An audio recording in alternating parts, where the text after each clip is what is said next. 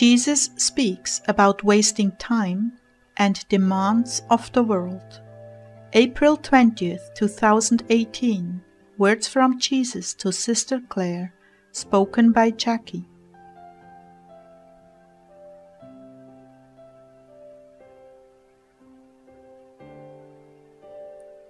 May you all be enriched by the sweetness of Jesus as you listen to this, and know that He has done for me what He wishes to do for you. You are so precious to Him, and these dialogues are for the purpose of demonstrating that to you, dear family. When I came into prayer tonight, it was with a heavy heart. I had allowed distractions into my life that were eating my time, like locusts buzzing a ripe field of wheat.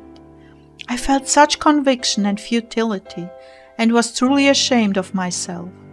When Jesus approached me in a tuxedo, and I saw myself in an evening gown, suddenly everything came spilling out, and all I could do was cry. Jesus began, "Oh, how I have wanted to talk to you, Clare. All this pain and sorrow, for nothing, just for nothing. I know what you're feeling and going through. I understand it all, and we are going to come out of it. Now, you have your priorities set in your heart, and you see that your flesh is taking too much from your life. How I want to extricate you from this pit, dearest. Will you cooperate with me?"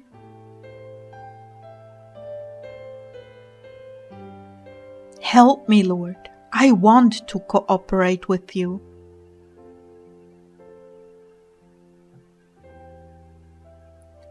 Are you at the end of your end yet? I think I'm pretty close. More circumcision, more releasing the foolish things. You try to fit them in, but they take far more time than you have to give them.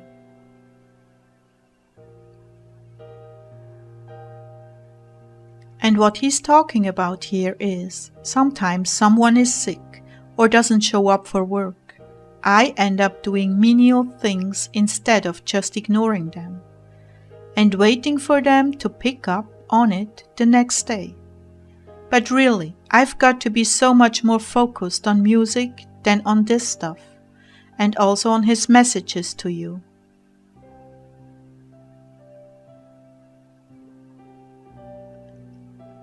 This calls for more self-control in your life, more release of the foolish things. Are you with me? The enemy has buffeted you with your own self-will and caused you to form habits. Once they work on you for long enough, they don't have to continue to do so. They only keep an eye on you to make sure you are still wasting time. Wow, that's a revelation. But for the most part, they leave off with that work, since you're chasing your own tail under your own compulsion and habit. They just revisit to cause you to go further and further into it and make sure you don't get out.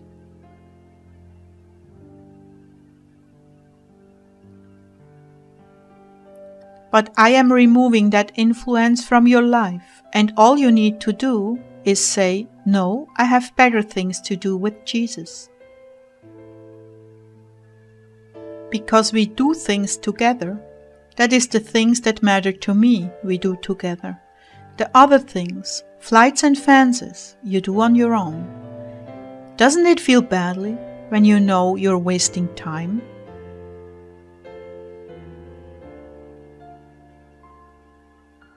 Yes, Lord, it feels very badly. Lately I so relate to Paul. He said, "I do not understand what I do, for what I want to do I do not do, but what I hate I do." That's in Romans 7:15. That's interesting, because I got this rhema this morning, and I thought, Paul, wow, maybe an intercessor from heaven? Yes, Clare, you have those looking at you who truly care for your predicaments. and really want to help you, both by example of their lives in history and to pray for you. You don't even have to ask for prayer. They just observe your situation and their hearts are moved to pity.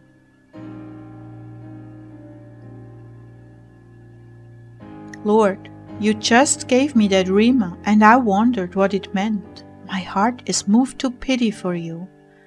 Wow, now I understand. It meant all the things you shed tears about tonight.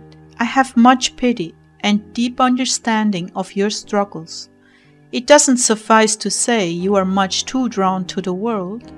You have to feel the deep futility of the time you could have been singing, and instead you were doing something of the flesh. Something someone else could have done if you were more patient.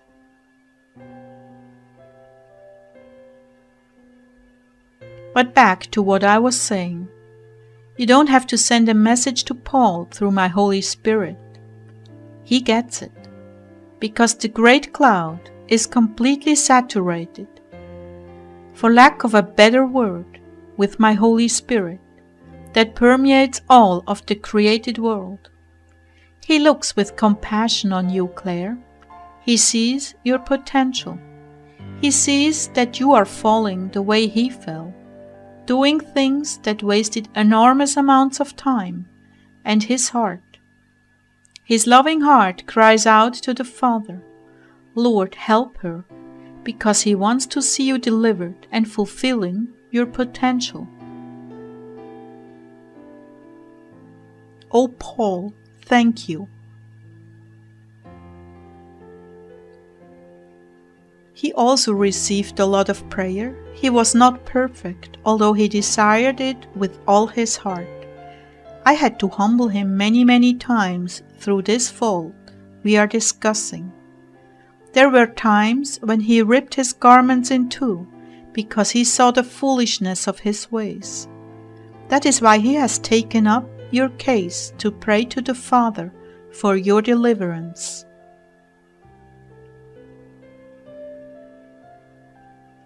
So we are working on this now, aren't we?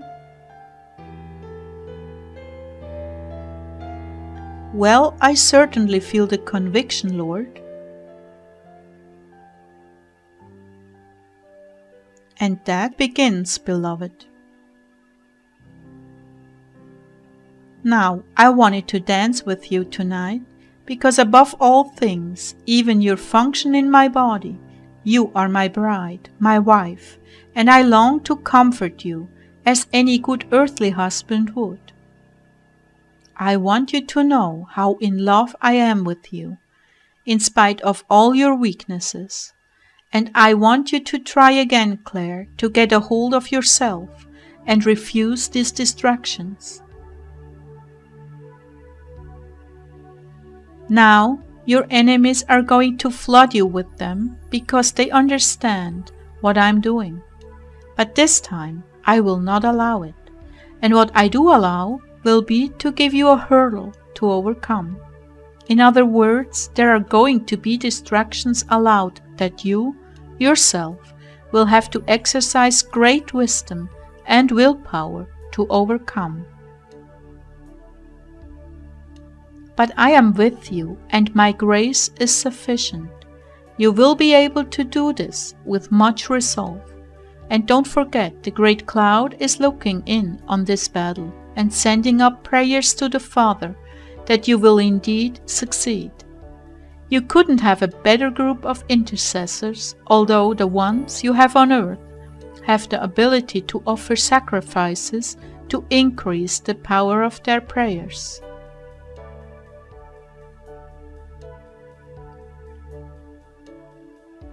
Coming to the conclusion that you could be doing so much more for me is the starting point.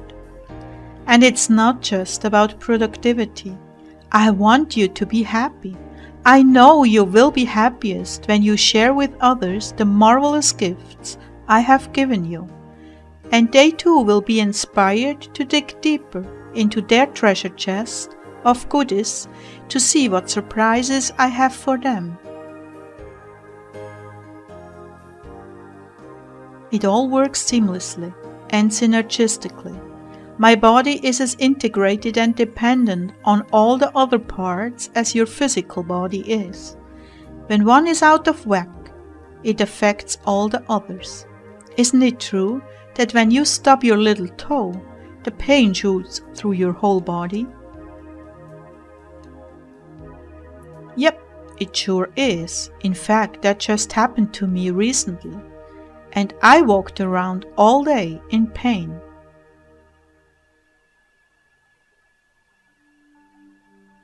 Well, that's what I'm talking about. You are beautifully and wonderfully made. All parts fitting together, just as my body is, with me as the head. And so when one suffers, all suffer. Know that I'm with you, Clare, and don't lose track of my presence, not even for a second. I'm right here steering and guiding you. Please be responsive as I'm helping you.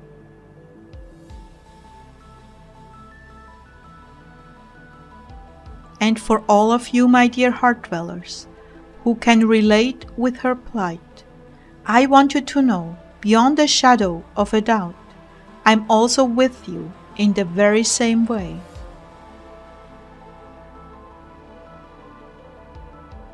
Each of you has unique gifts, and for different reasons the enemy has taken great trouble to make sure they do not get used. So if you are feeling the pressure of this same thing in your own lives, know that I'm also with you to pull you out of this pit, hopefully forever. Understand that those closest to you will at times be the very ones to put demands on you that will steal the time that belonged to me. There are times you should yield, and there are other times you must draw a line and state your commitment to me, and the right to decline the demands of the world they are trying to use you for. Many times their lives are disordered, so they look to you to pick up the slack and fix it. There is a difference between being kind and enabling others to continue a lifestyle of disorder. I want you to be aware of that and take each distraction on its own merits and choose to be faithful to me, not the world.